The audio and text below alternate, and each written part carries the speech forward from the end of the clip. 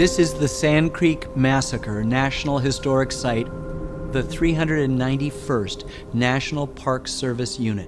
I want to tell you the story of the tragic Sand Creek Massacre and why the National Park Service saw the importance of acknowledging a dark chapter in American history.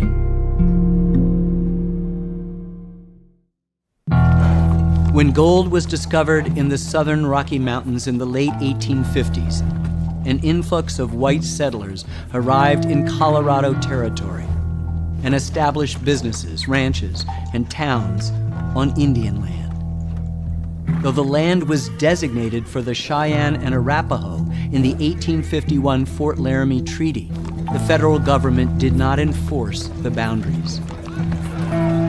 Violence escalated. In 1864, the governor of Colorado Territory, John Evans, requested federal troops from Washington. But with the Civil War raging, there were none to spare.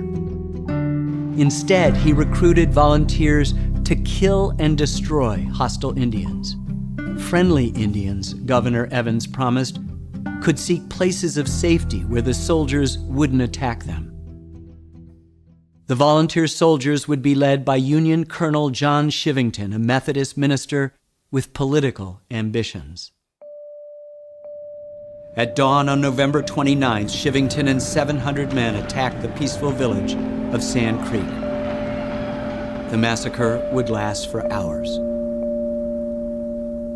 In the end, they killed more than 150 Cheyenne and Arapaho people, most of them women, children, and the elderly. General Ulysses S. Grant himself called it nothing short of murder. Congress and the Army launched separate investigations, but Shivington had resigned before he could be court-martialed.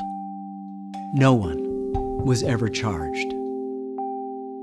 For decades, the massacre was recast as a battle in the collective memory of many white Americans and celebrated as a key event in Colorado's journey to statehood, inscribed in the Civil War Memorial in Denver as one of the 22 battles Coloradans had heroically fought.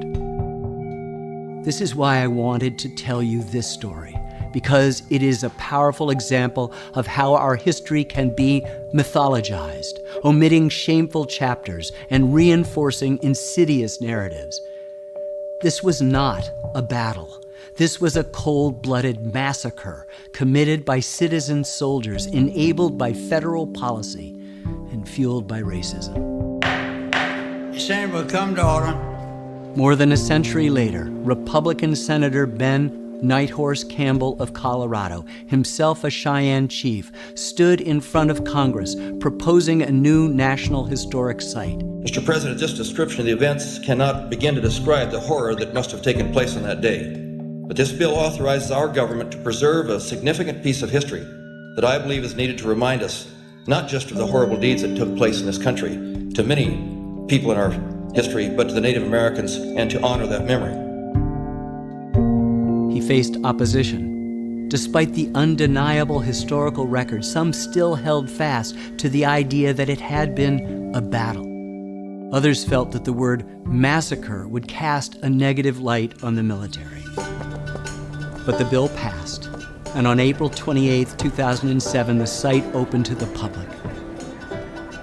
In the years since, its visitors have included local residents, school children, and people from throughout the country and abroad, as well as Cheyennes and Arapahos, even a combat brigade headed to Afghanistan.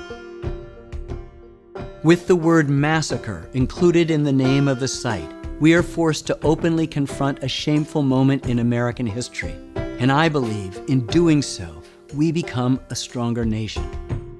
How we remember history is also a part of our history.